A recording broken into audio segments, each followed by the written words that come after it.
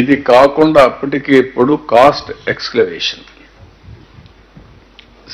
ఏదైతే సిమెంట్ ధరలు పెరిగాయి, మిగిలిన రేట్లు పెరిగాయి, లేబర్ పెరుగుతుంది, ఇన్ఫ్లేషన్ ఉంది, అవన్నీ వస్తే అది కూడా పెరిగే పరిస్థితికి వచ్చింది.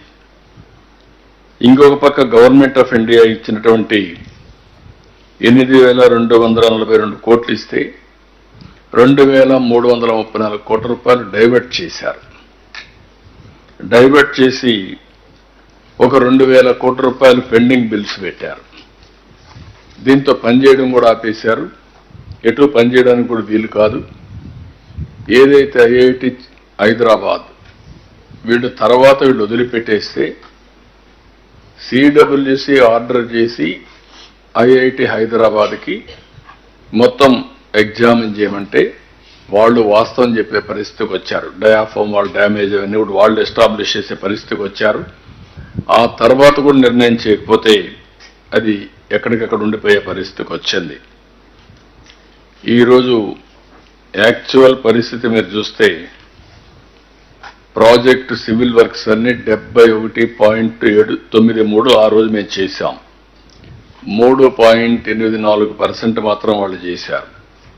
ఇప్పుడు వచ్చిన తర్వాత మళ్ళీ అన్ని ఘాట్లో పెడుతూ 1.02 చేశాం.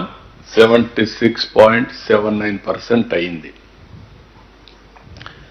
అదే మరి Polavaram right main canal, left main canal, ఇంకొక పక్క ఎల్ఏ అండ్ R&R ఇవన్నీ కూడా చేయాల్సిన అవసరం ఉంది.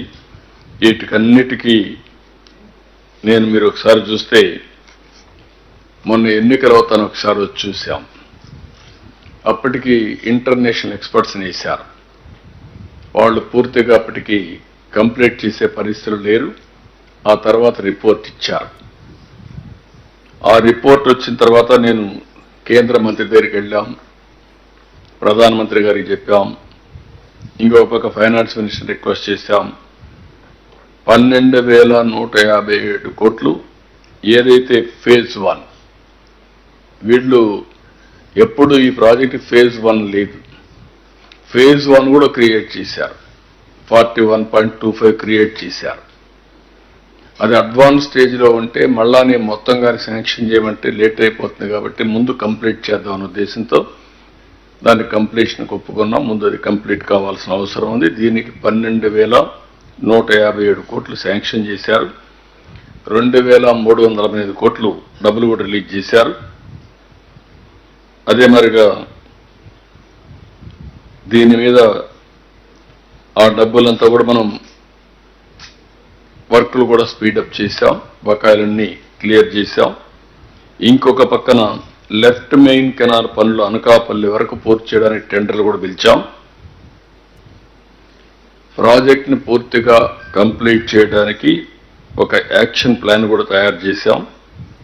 అందుకే ఈరోజు నేను వచ్చింది క్లియర్ కట్గా ఏ పని ఎప్పుడు లోపల అవుతుందో టెక్నికల్ డీటెయిల్స్ కూడా దృష్టిలో పెట్టుకొని ఫ్రీక్వెన్సీ కూడా ఏది ముందు చేయాలి, ఏది వెనకాల చేయాలి, ఏది ప్యారల్గా చేయగలుగుతాం అవన్నీ కూడా దృష్టిలో పెట్టుకొని, ఎందుకంటే ఇది చాలా ఇంపార్టెంట్ ప్రాజెక్ట్స్, అవన్నీ కూడా దృష్టిలో పెట్టుకుని ఇటీవల PPA ఎక్స్పర్ట్స్, సిడబ్ల్యూసి వీళ్ళందరూ కూడా ఒక 3 రోజులు వర్క్షాప్ పెట్టారు. ప్యానల్ ఆఫ్ ఎక్స్పర్ట్స్ 2 times ఇక్కడికి వచ్చారు. డీ వాటరింగ్ కానీ, అప్రోచ్ రోడ్ నిర్మాణం కానీ, వర్కింగ్ ప్లాట్ఫామ్స్ అన్ని పనులన్నీ మొదలుపెట్టాం. మళ్ళీ దీన్ని స్పీడప్ చేస్తున్నాం. ఈ స్పీడప్ చేసే కార్యక్రమంలో మీరు చూస్తే కొత్తగా డయాఫామ్ వాల్, ECRF డ్యామ్ 2 కూడా ప్యారల్గా చేయొచ్చని కూడా ఇండికేషన్ ఇస్తున్నారు. దాన్ని కూడా ఫాలో అప్ చేస్తున్నాం. ఇంకొక పక్క దెబ్బతిన్న డయాఫామ్ వాల్ స్థానంలో కొత్త డయాఫామ్ వాల్ ఇప్పుడే మీరు చూశారు, అది కూడా వర్క్ స్టార్ట్ చేస్తున్నాం. కొత్త డయాఫామ్ వాల్ ఎక్విప్మెంట్ అంతా కూడా వస్తుంది, మెషిన్స్ అవన్నీ. ఇది జనవరి 2వ తారీఖున ప్రారంభం అవుతుంది, వర్క్ స్టార్ట్ అవుతుంది. 2026 మార్చి నాటికి డయాఫామ్ వాల్ అన్నారు, కానీ నేను చాలా స్పష్టంగా చెప్పింది డిసెంబర్కే పూర్తి చేయమంటున్నాం.